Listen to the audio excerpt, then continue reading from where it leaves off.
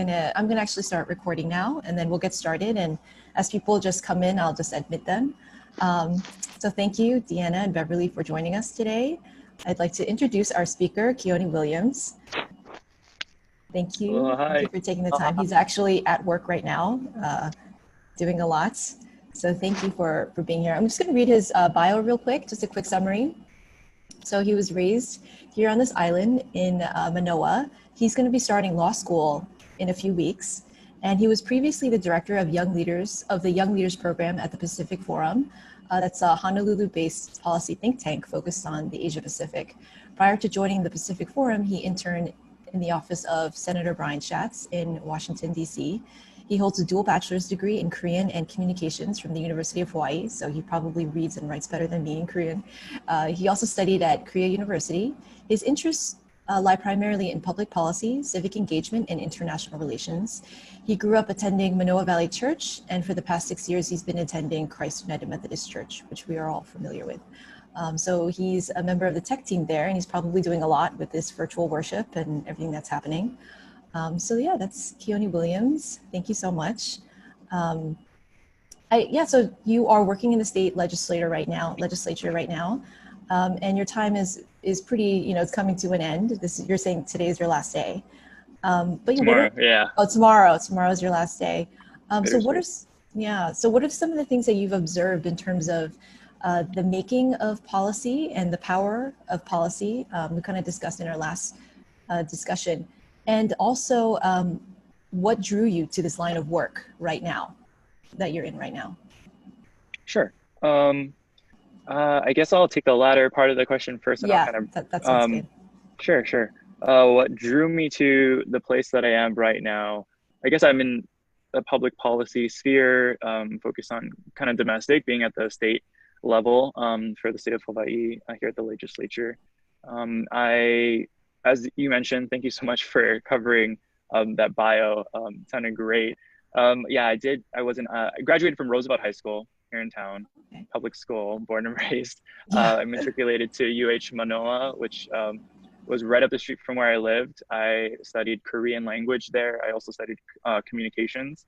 I was really fortunate because I was really interested in culture, understanding language, understanding people. Right. I spent a year at Korea University, which was a study abroad that I really, really enjoyed thoroughly. But just due to the way that they designed the program, they really wanted us to learn about the societal issues that are going on in the country and to kind of understand the culture at kind of a deeper level than kind of talking about hobbies. But, how can you understand a culture in terms of what are the challenges that the society has? So during my year abroad in Korea, I kind of found myself looking into South Korea's society and certain societal issues such as like the elderly kind of being in poverty, kind of the shifting dynamics of kind of the filial responsibility, how it's moving from kind of very Confucian mindset of like the kids take care of the parents to this kind of more Western concept of the government provides services for the elderly and how they were dealing with that. So I got interested in kind of I guess you could say the public policy. Yeah. Of and you're South not Korea. Korean, so I'd like to preface. Yeah, you're not Korean. You are a bunch of things, right? You're German. I'm a bunch of things. I am. Yes. Yeah. My mom is Turkish, Japanese, from Micronesia, and my father is Welsh, and probably a bunch of other European things, but we're gonna stick to Welsh. So okay, gotcha. I am mixed in that way. So what made you interested in Korea exactly? So the story behind Korea specifically is my high school, a good friend in high school, her mom was a Korean professor. Oh, I see. And so her mom offered Korean classes kind of on the weekends to her daughter's friends, kind of informally, just kind of a fun introduction to Korean language. And it started with a group of maybe like 4 of us. And, as high schoolers kind of have shifting interests that change by the week, the group kind of dwindled down, but I stayed persistent because I was like really interested in learning the Korean language and the Korean culture. So that carried on go ahead. And you ended up there. That passion actually led you to study there and to live there. That continued on. And so since I had a foundational understanding in the language, when I heard about the Korean flagship program at UH Manoa, which just so happens to be one of the top Korean language programs in the United States. It's Oh, housed at wow. I the didn't know University that. of Hawaii at Manoa. Since I had that foundation in Korean language due to the connection of my friend's mom, I was kind of at a really good level to kind of launch into the language and learn more. So that's Right. kind of my story with Korean. Right. And then you Yeah. started observing the changes in politics and the policies, and that shift is pretty drastic. I mean, it's over like not even a generation. Suddenly it went from a filial, a patriarchy and a familial system where each generation takes care of their parents to suddenly that burden falling on the government, right? As you were saying. Right, right. And I mean, those were just a few of my many observations. Right. But as I was there for the year, I felt myself becoming an expert in this Asian culture. Meanwhile, I had a very rudimentary understanding of how elderly in my own country were dealing with these shifts in society. I had no real understanding of how the elderly in Hawaii were dealing with similar changes. Meanwhile, I was becoming some expert in like a country thousands of miles away. And Right. so I Right. think kind of on a personal level, I'm like, this isn't, not that it's not right, but I needed to reckon with that. And I ended up finishing my year abroad in Korea. Very fortunate to have gotten into an internship program through UH Manoa that put me on Capitol Hill in Washington, D.C. for a semester. And that's where I got into the thick of it of Wow. here is public policy at the national level, at the federal level. Right. And here's how we create laws that impact all Americans in all states. And once I got a whiff of that, I was just like, this is so meaningful, so impactful. That's kind of where I really kind of dug in, and I felt like here I can learn about my own country, the challenges that we face kind of as Americans, and it allowed me to kind of balance out this like East Asian expertise that I had built up, which I was very fortunate to have, but I kind of felt lacking on kind of my own domestic front. Right. So I remember you were saying as you were working in Washington, D.C., that there were so many different components in making a policy happen, but the outcome really impacts the lives of millions of people.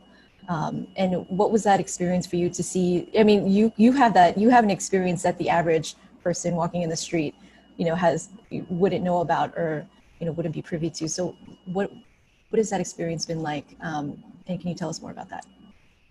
Sure. I think my time in the office of Senator Brian Schatz in Washington, D.C., even though it was just for a semester, it's very eye-opening to have the privilege of being on Capitol Hill Right.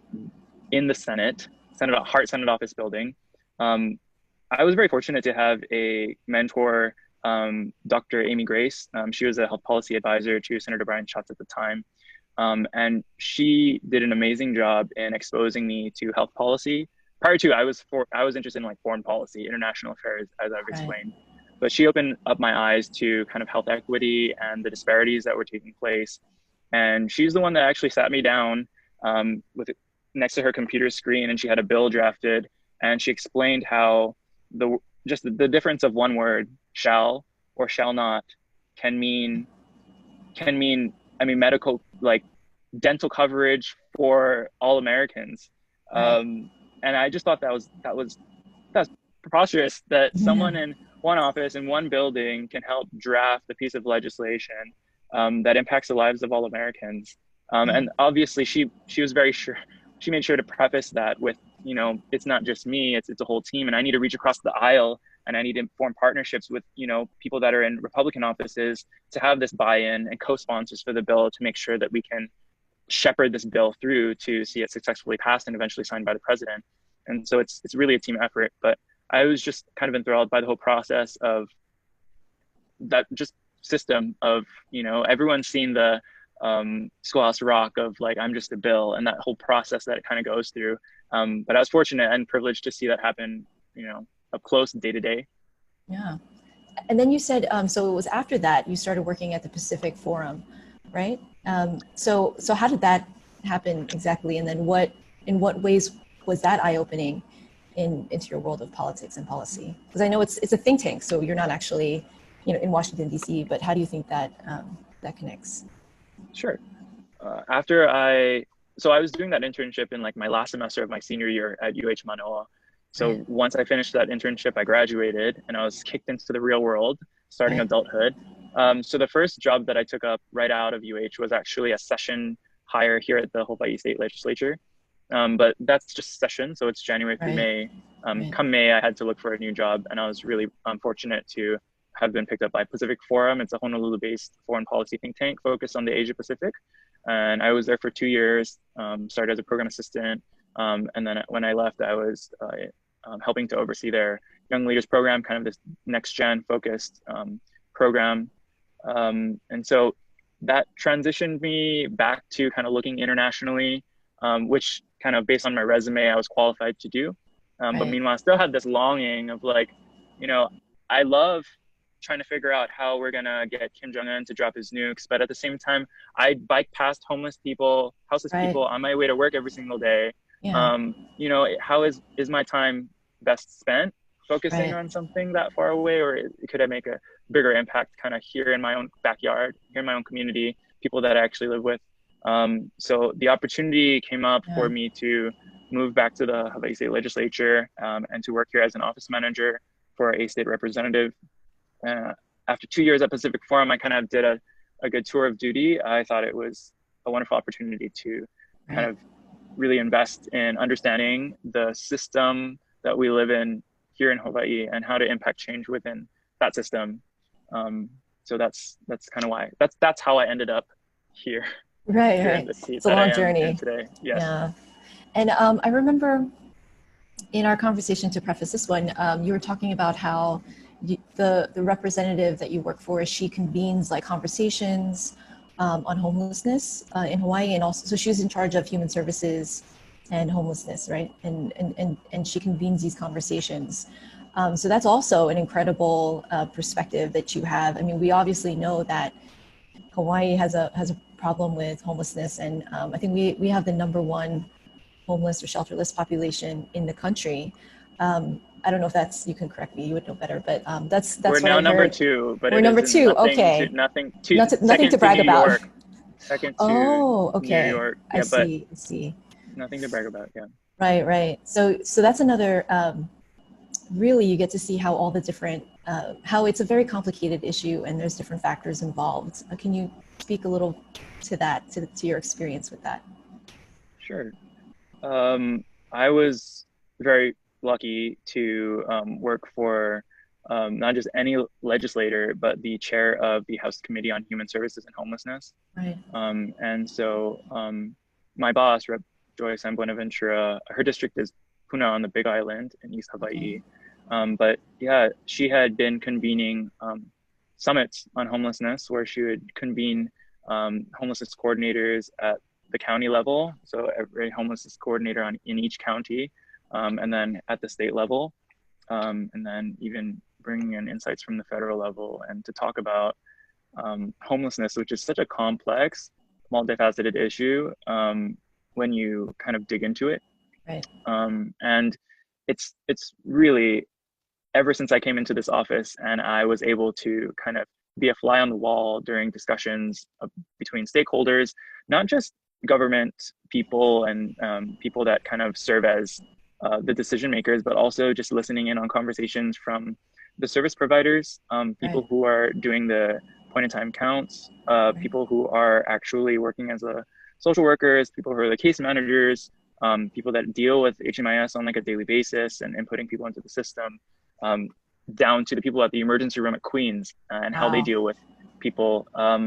It really opened my eyes, and I got excited because, as I've kind of alluded to prior to saying this, is like, that's what I was kind of jazzed up about. I wanted to kind of impact. I wanted to move the needle at like kind of this at a local level where I can actually see it in my own community. And I think a big takeaway for me in terms of digesting this big issue that is homelessness here in Hawaii is that it's not only about making sure that we have services that we provide to people who have, you know, substance abuse disorder, people who may have be on the behavioral health spectrum.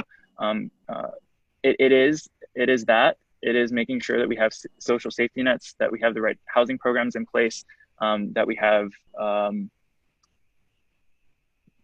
stabilization beds so that people aren't just in this vicious cycle of emergency room to the sidewalk to the emergency room to the sidewalk, but they can actually stabilize and then kind of transition to a kind of an in-between house and then, you know, get back to into society. But as much as that is important, it's also so critical that we work hard to prevent people that are about to fall into houselessness from falling into that. And we can be amazing at getting people housed from homelessness. We can be like so efficient at putting people into shelters, getting them off the street. But if we're not investing in the preventative measures of helping like Alice households from falling into houselessness, I mean, then it's just going to be a continuous cycle of trying to house people. So it's kind of like you're not only trying to turn the faucet off, but you're like trying to drain the sink and turn the faucet off at the same time. But if you're only draining the sink and the faucet is still going to keep pouring on, it's going to overflow.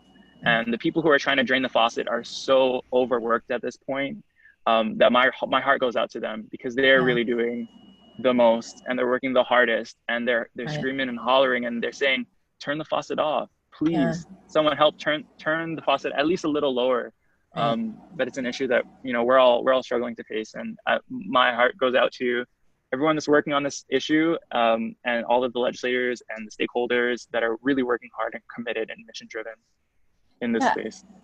I really I remember you were saying that that there is success in getting people off the streets and getting them housed, but with that there is just as many people, like there was, like you were saying, it was like something like 75% or something you were able to get housed, but then it's another 75% that end up filling that spot. It's just a constant cycle. Right. And yeah, I think once I heard the sink analogy of, you know, kind of the faucet and the water and kind of the drain, that, you know, we can be really good at draining, but if we're not working to kind of turn the faucet down, then we're just gonna keep churning away without much success. So from your observations, how would you say, in a perfect world, how to turn that sink off? What are some of the solutions you would say based on your experience and observations? I wouldn't consider myself a policy expert, but I can just share my my humble insights, kind of just an observer on the periphery. But the homelessness issue, I mean, I think the ultimate goal needs to be eradicating homelessness, not just managing homelessness. Because if your goal is to manage homelessness, then you can manage it for eternity, and it'll always be a thing. But if you work towards eradicating homelessness, the same way that we want to get rid of COVID, then I think that you're working towards a goal that's that everyone can really get jazzed up about and really envision. Based off of just the conversations that I've heard and the policy reports that I've read, I think scaling the right solutions is very important, because, I mean, homelessness and houselessness is tackled at the national level, and it has been for years, and it's a problem in other countries as well. So to think that the solution has not yet been fathomed is a little short-sighted. Trust me, like, the solution has probably been in existence, but it's not an issue of innovating the solution at this point. It's an issue of scaling the solution, and that's where we run into problems, because scaling solutions require funding, and it's very difficult to allocate an appropriate amount of funding to scale a specific solution. And so that's my general observation, and I can kind of go in deeper as to why we're at a standstill right now, but I'll kind of just leave that as the preview. It's a nebulous, you know, I think it's an ongoing thing. I think one thing that I thought was really interesting based on our last conversation was you were saying how there's misconceptions too about homelessness, right? Like, you know, people often in Hawaii will base their conceptions on, you know, people they see at the park who are, you know, they don't seem in the right state of mind, but that's not actually the broad sweeping reality, you know, and there is no real broad sweeping reality or a particular way a homeless person may be perceived or may look like, but you're saying that they are the more visible people, right? Whereas it's across the board. It looks differently. It could be families who don't have enough to make rents. It could be people with jobs, and they're employed, but they just, at the end of the day, they don't have enough to have a place to live. Or it could be something like that you were saying. I thought that was really interesting.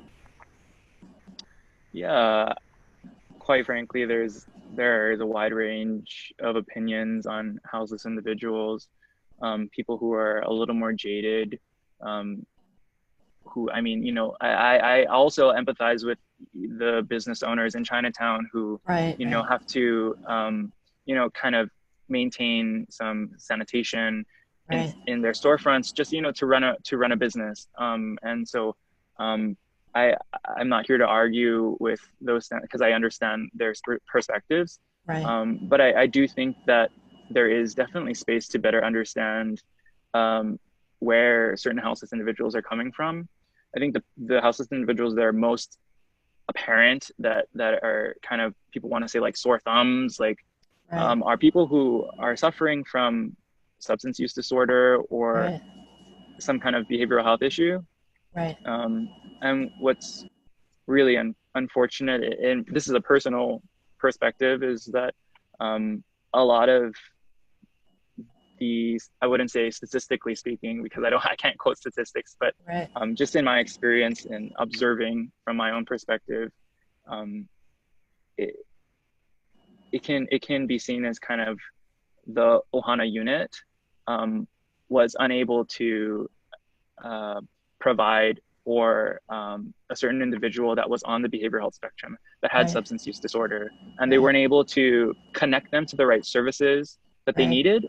Maybe they weren't able to diagnose, or maybe they weren't able to identify the needs that they're actually health needs. This person isn't an alcoholic because they are a bad person, but this is someone that's suffering from substance use disorder that needs to see a healthcare professional.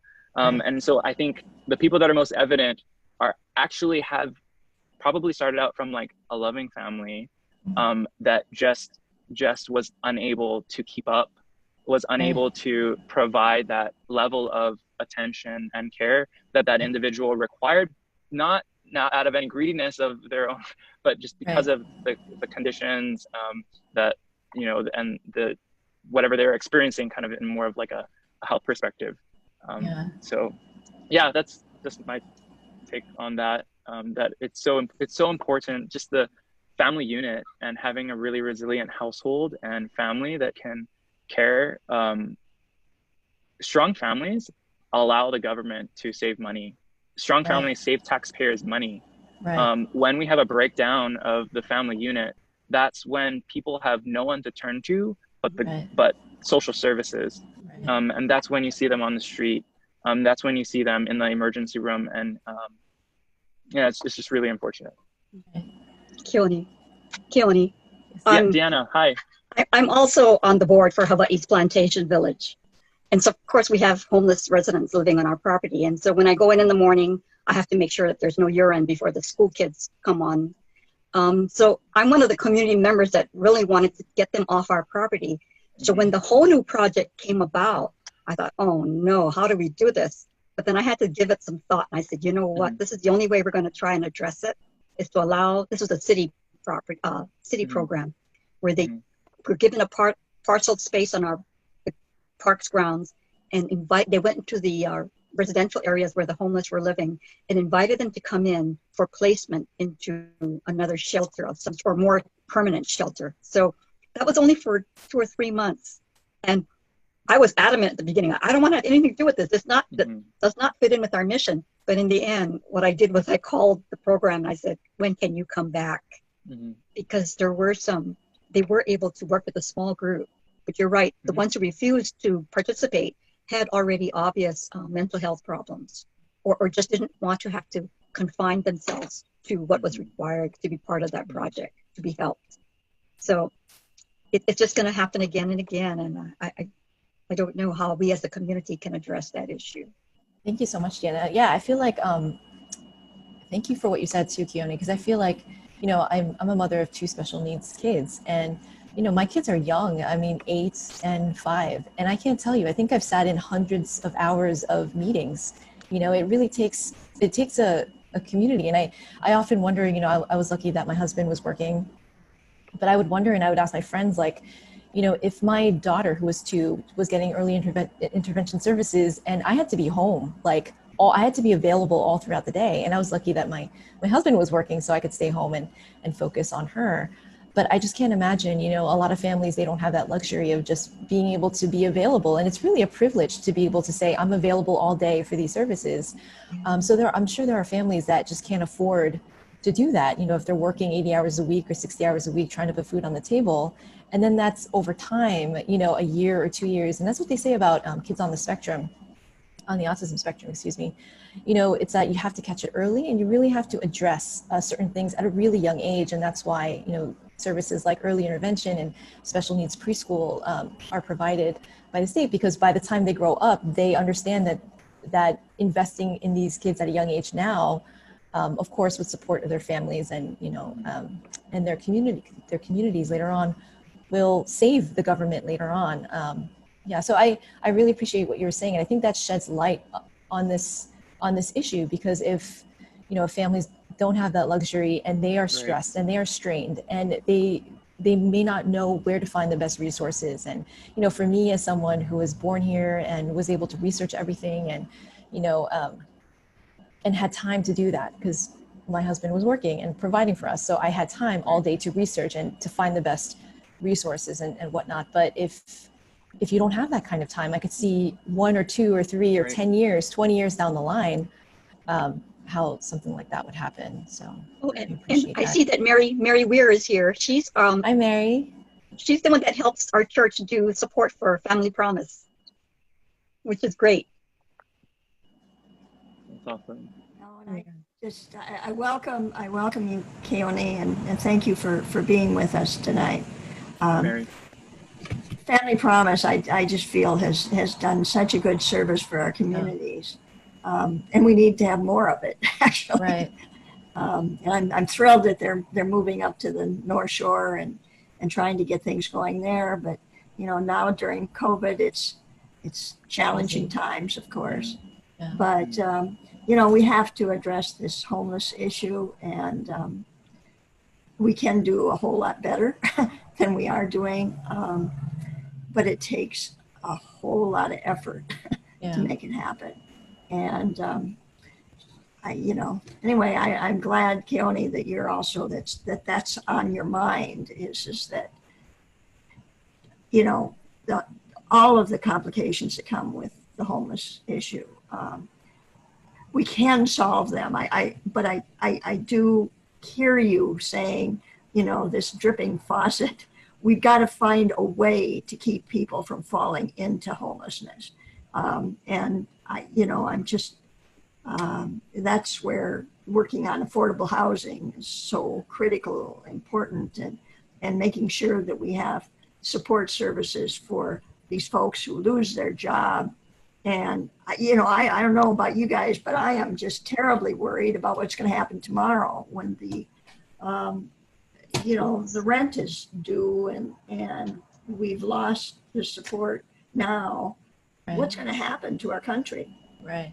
If we have all these folks falling into homelessness, they're going to be out in the streets. It's just unbelievable, unacceptable. And I hope Congress can get its act together by tomorrow and do something about it to provide funding or support for it. So I'll let that be. Thanks, Mary is like our church activist. Mary. I am an activist. I'm there. For myself and maybe people who might be viewing the video on demand later, could you give the quick elevator pitch for Family Promise? Yes. Well, no, Family Promise it's an interfaith group that all of these churches have gotten together to provide housing. They shelter families, homeless families, for a week at a time. And during that time, the congregation provides the food and the space and shelter, safe shelter for these families. Family Promise itself offers programs on helping the families learn more about managing their money. These are the families that are in Family Promise are working families. They all have jobs. They're the minimum wage workers, the ones that are working, the minimum wage jobs in our towns. And, but they're trying to save up enough money so that they can pay their rent and, get into housing.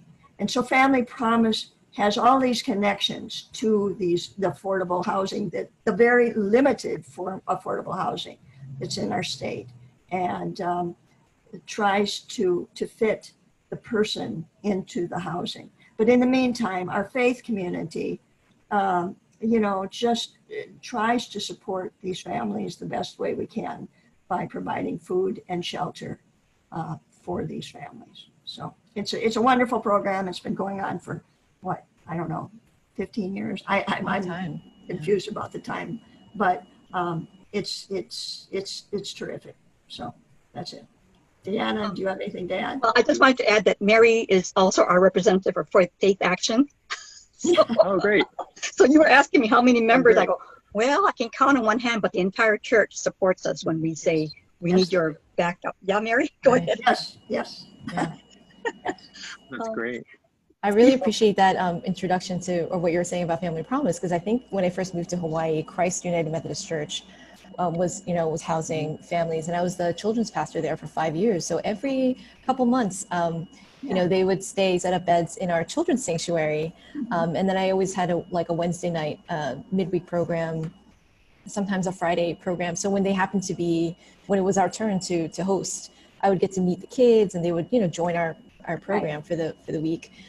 What I thought was really interesting, like we were saying before, it was all these families have jobs, and I heard that they all take a drug test, and there's that, kind of filtering. But I felt like it was really eye-opening, because I just moved to Hawaii. I didn't really know much about the island. So really, I thought, people without homes were like the people at the park, or they were drinking some substance and just were not in their right state of mind. And I thought they were all like that. But, these were hardworking families, just trying to make enough to pay rent. So I think that's why also services or organizations like Family Promise are so important for average people to learn about and to see what homelessness looks like, what the issue looks like, Right. And they all of these families have to abide by certain rules, and they can't be on drugs, and they have to, and they, and there has to be one of them has to be working, and the kids, they get them to schools, and it's very difficult for the families. But at least they have a safe place to stay at night, and a decent meal, and people around them who are supporting them and caring about their future, and realize that they can make it. They just need a little extra support. And I think that that's where our communities need to understand that for a lot of these folks who fall into homelessness, it can be just helped by raising the minimum wage, for instance. Just a little bit more support will make a huge difference in these marginalized families, because they really are part of our community, and we just need to support them.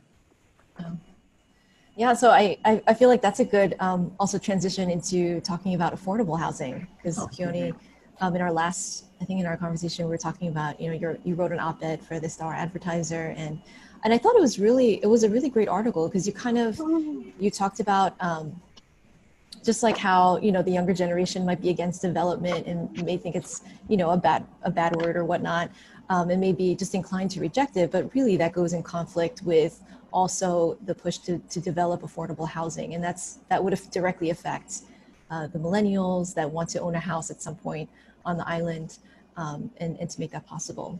Can you tell us a little bit more about that perspective in that article? Sure.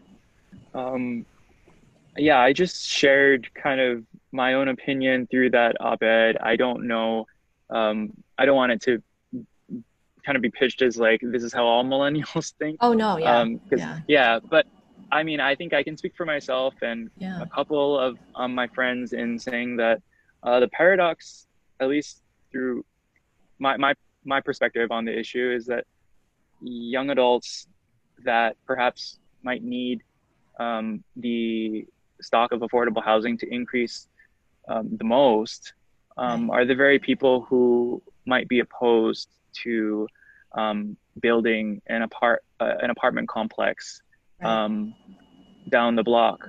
And it's an interesting paradox because we've become disillusioned by growth. I mean, we're the generation that has perhaps benefited least from the kind of economic growth that has happened over. I think our parents' generation definitely benefited from all of this, the Industrial Revolution. But our generation kind of got the short end of the stick. And kind of conflating with that, we're also the generation that is perhaps most aware of the climate change implications and kind of the environmental implications of building more, and what growth and development kind of alludes to, because it's kind of put a sour taste in our mouth. When you say growth, I mean, people think, growth that has run rampant and benefited the top 1% and left the rest of us bussing tables. That's kind of the vibe that the word growth and development kind of gives off to at least myself and perhaps some of my peers. But in all reality, I'm kind of coming full circle. We need affordable housing. We need the stock of apartment units and houses to increase more than anyone else. And I think that therein lies the challenge for our own generation, to be able to realize that the just cause of protecting our environment and advocating for being more responsible stewards of our lands and protecting our aina, and also the just cause of creating an increase in the stock of our housing, those aren't mutually exclusive pursuits. The Venn diagram overlaps somewhere, and that overlap could be responsible growth. That overlap could be regenerative growth, but there is some kind of balance that could be struck in order for people who are on both sides of this issue to kind of find common ground and allow us to create this or build what we need in order to be homeowners. And so much changes when people become homeowners. And I think a lot of politicians can tell you that going door to door in a district that is filled with rental units and going to door to door in a district that's filled with homeowners, it could even be condo, but homeowners is two different things. Because people who own the place that they live in, they buy into that community. They go to the PTA meetings. They care about who they're voting into office. It matters, what development is coming up down the street. But if you show up to an apartment that's filled with rental units, these people are transient. They probably, whoever they vote into office doesn't really matter because they'll be in somewhere else in a year or so. What does it matter to them to be civically engaged in their community, to go to the PTA meetings, to go to the neighborhood boards? Nothing. There's no incentive. And so just to become a homeowner, even if it's a 99-year lease, I mean, that's controversial, but just to be able to call someplace home is just it's such a transformative experience. And then that's a hope, a desire for this. Sorry. We just had a Zoom conference this afternoon, Mary, for your information. I wanted to be there, and I'm sorry. It was about the Kauai Nui affordable rental units for Faith Action. We had it this afternoon, just to get a sense of where the Faith Action leaders are. It's very on all controversial, of this. And so right here in Kailua. It was not a very pleasant experience for me when we went to the neighborhood board meeting, or when they did the presentation a month ago. But you're right, it's the community that has a stake, and if we haven't prepared the community to get on board, I don't know how we're going to develop any more affordable housing units. I don't know how to do that. I mean, this is just my personal take, and I hope I'm not criticized for this, but if every homeowner remembered what it was like to be a renter, it would just dissolve this whole not in my backyard mentality. But it's because homeowners, once they, are in the middle of their mortgage, or perhaps paid off their mortgage, or even started their mortgage, they just kick the ladder. And it's like, I got my house, I got my community. It really doesn't matter if, I'm good because the the price of my land is going to increase. I'm going to make a profit, and it does not benefit me in any way, shape, or form to allow more units to be created in my area, because that will drive the price of what I worked so hard to obtain down. Right. So there aren't like market incentives for this to happen. So when people are, I mean, I understand people at your neighborhood board, they'd really be going against capitalism to find it in their heart to be like, yeah, let's build 100 more units and drive down the price of, you know, my land. But I think that's the struggle that people have to reckon with kind of internally. And so for you guys that are on the forefront of this issue and going to the neighborhood board meetings, I mean, all power to you. Yeah. Yeah, so very good point. That was a very good point. So true. I think you know, kind of from what you were saying, maybe this could be a good somewhat transition into voting and how to promote civic engagement. I remember you were saying, you know, I think for, I don't know, millennials or Gen Z, Hawaii has a very low voter turnout. And as you were saying, maybe it's, you know, what you're saying, you know, they just feel like they got the wrong end of the stick, or they feel like decisions don't affect them, or they're just not, they're not able to make change, or there's this kind of disillusionment. What do you think that is? And can you talk a little bit about Everyone Hawaii? It's that organization where you're a founding member. Sure. I'll loop back to the Everyone Hawaii bit. But I think this is a really timely segue into civic engagement, because what I kind of alluded to on the topic of affordable housing is that homeowners become civically engaged, homeowners vote. And if you just look at the demographics, my generation, the percentage of millennials that are homeowners is, it's dismal compared to our parents' generation. And so just, I mean, reflecting on that in light of what I just said about affordable housing, if we don't have a stake in our community by owning the house that we live in and knowing that, you know, I own this place, therefore I should invest in this community, what incentive do we have to engage civically and register to vote when we view ourselves as transient, when we view ourselves as, you know, living, you know, month by month, paycheck to paycheck.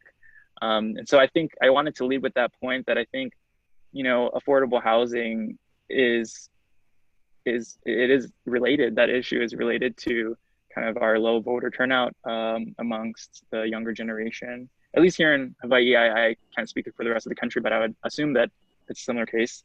And yeah, to just kind of voter participation, getting out the vote, I have tried to get more data and kind of empirical metrics on the root causes of why younger people don't vote in Hawaii. And I've had conversations, I've been privileged to have conversations with people in government and private sector.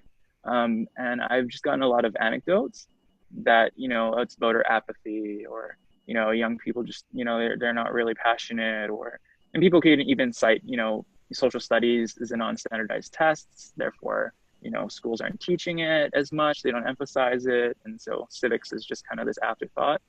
There's that too. My guess is that it's a mix of multiple things, and it's case by case. You know, the typical, well, it depends, is probably true for each person. Well, it depends. I mean, there's a percentage of the population here in Hawaii that, you know, believes very strongly that the government in place is illegitimate, which I mean is totally valid, and therefore they won't vote. And that's the reason for some people.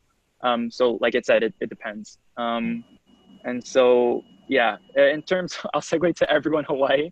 I was really privileged to be a part of, kind of a founding member of Everyone Hawaii, and it came together. It's a group of friends towards the end of 2019 that rallied around the just cause of increasing voter participation, especially for people that are in our generation, millennials, and then also Gen Z.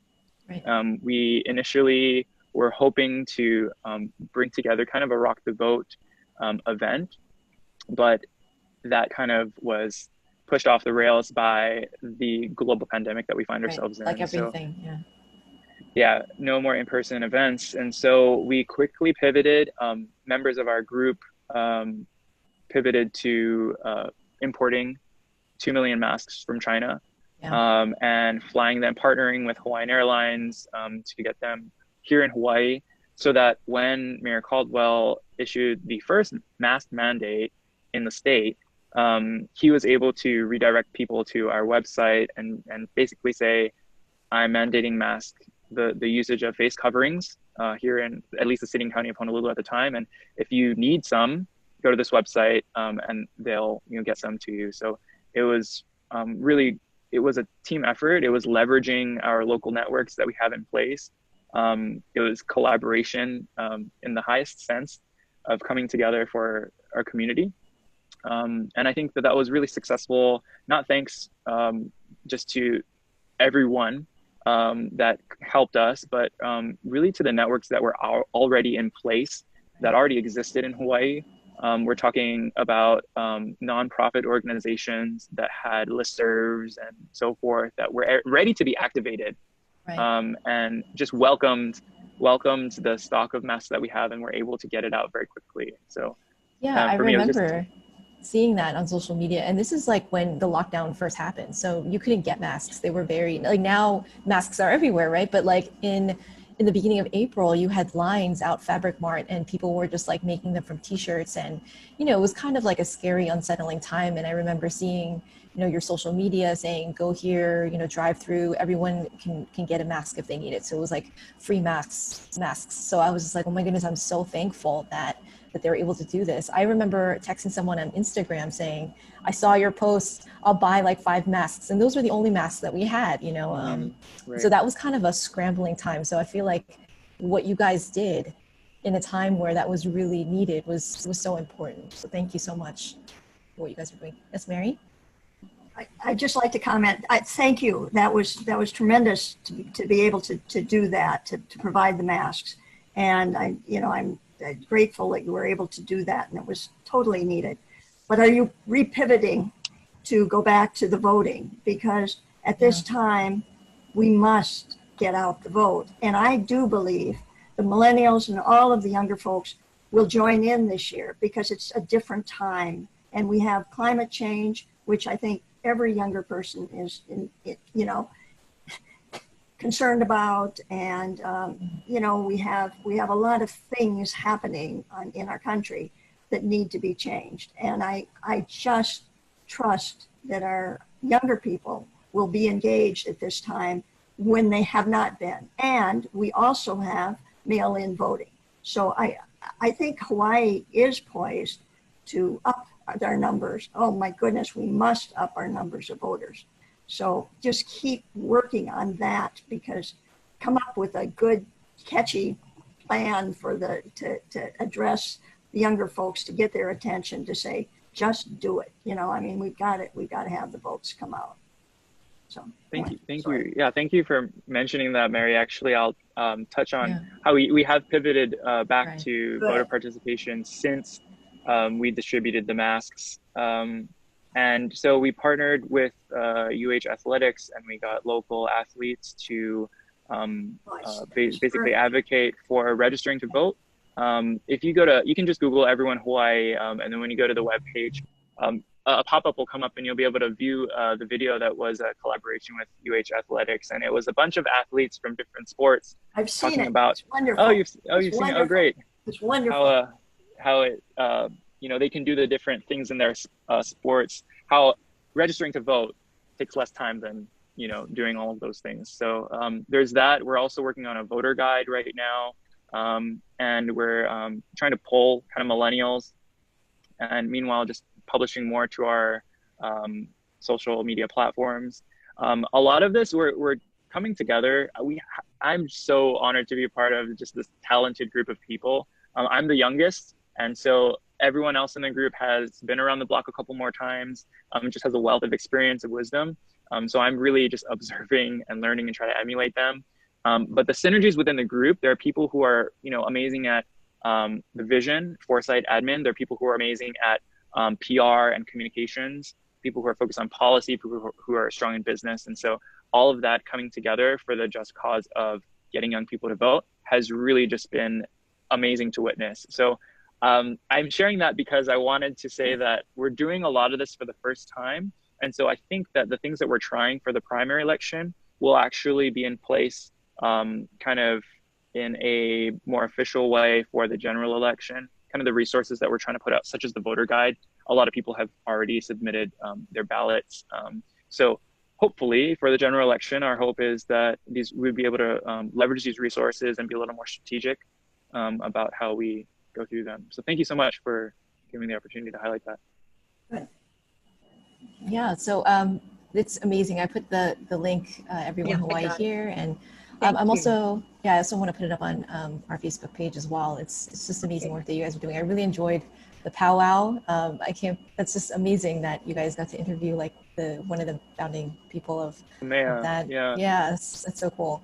But yeah, so I guess last thing before we do maybe a quick Q&A, I wanted to talk about just we covered a lot of topics, and it seems like a lot of it's connected to, compassion, your heart for people. And I know that for you, that comes from a place of faith for you. So how do you feel like that all connects, and how does that continue to encourage you as a disciple of Christ and your faith in Christ and the Christ that you see in the scripture? How does that encourage you to keep going and to keep pushing and also to be involved in these different ventures to promote civic engagement? So how does that all intersect for you? Yeah. Sorry, real quick note on Everyone. I just wanted to reiterate that it's actually a 501c3. It's registered, it's a nonprofit, right. tax ID and everything, and it doesn't endorse specific candidates. So yeah, just want to make that clear. But yes, to how is a disclaimer. Just wanted to make clear, since we are kind of engaged in voter participation, we don't endorse any candidate or party. Right. As to how my faith connects with what I do, I think my faith is just a part of my identity, the same way that I'm part Welsh, and the same way that I'm part Micronesian. It's just a part of who I consider myself to be. My identity is multifaceted. I am not one sole thing, but I feel like my faith kind of permeates a lot of my different identities. And so engaging in the political arena, although I can't say that I'm evangelizing here, I really do think, and as I've kind of spoken with you in the past, that it's kind of it's the work of the kingdom, in a sense that it's mission driven, and it comes from a heart of servitude. Like in terms of like just being a servant leader and wanting to serve people, being in government, being in public service is one of perhaps the most impactful ways that you can do that kind of in a modern sense. There's also nonprofits, which are amazing ways to kind of exercise this like kind of servant leadership and serving others, but also, in a way that, there are actually laws that are created here in the system that we live within that would identify it as like a nonprofit. But really, are you doing the kingdom's work? I mean, it's where your heart is, I think, more than how your organization is described on paper. Right. And I think for me, kind of a Bible verse that has kind of been the anchor is Colossians 3:23. Like whatever you do it with all of your heart as unto the Lord, not for man. And I think that has kind of guided me, kind of whatever I've been doing. I've tried to put the hat on of like, how am I serving people, not just for myself, how I'm not trying to claw away on others for my own gain, but how am I doing this as unto the Lord? How am I doing this with that heart and that mindset, even though I report to a boss that could be an atheist or could have a totally different religion. Right. And so it's really you show up to work every day, getting into the right frame of mind.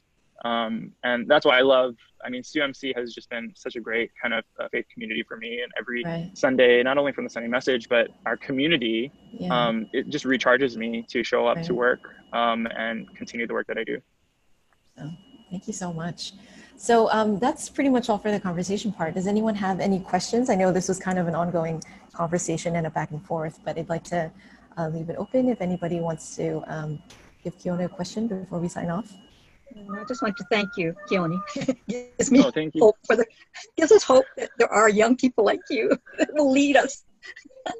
Thank you. Oh, there are many people like me. I won't take the credit, but yeah, perhaps we need to get them on Zoom calls like this so that you can meet all of the awesome people that are in my orbit that I also respect. Yeah, definitely. Thank you, though. I appreciate those kind words.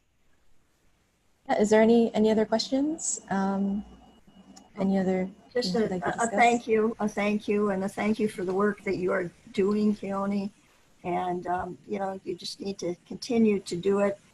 We need young people more than ever, because some of us are not out in the community like we used to be, because we are kind of over that age limit. And so we're very grateful for everything that the young people are doing, and we're willing to allow them to lead on this. We need new leaders, new young leaders, and you know, we know you're fired up and ready to go, and we just encourage you to do all that you can do. So thank you. Thank you so much. Okay, so I think if there are no more questions, we could put an end to our talk with Keoni, just for now. I guess hopefully we'll see him again. Maybe you can come visit when we all get to congregate in person. I'd love to. Yeah, Great. I'd like to just close in a quick prayer, and then we could end. Dear Lord, we just thank you so much for this time. Thank you so much for Keoni and his sacred work that he's doing in being out in the world and promoting civic engagement, and just showing how your hand and faith and all of it connects to our society and the world that we build together, Lord. So just thank you so much for his work. I pray that you continue to bless him and strengthen him, continue to make his efforts and the efforts of the different organizations that he's involved in to be prosperous and fruitful. I pray that he and his generation would really be a catalyst for making our world better and more a reflection of your kingdom. Thank you so much for all the people that took the time to listen and to be blessed. And I pray that you keep us safe until we could all meet again. We pray all this in Jesus' name. Amen. Thank you, Pastor Joy. Thank you. Thank you. Thank you, guys. Thank you for coming. you. Thank you. Thank you, Keoni. Wonderful. Thank you. Take care, everyone. Thank you. Bye.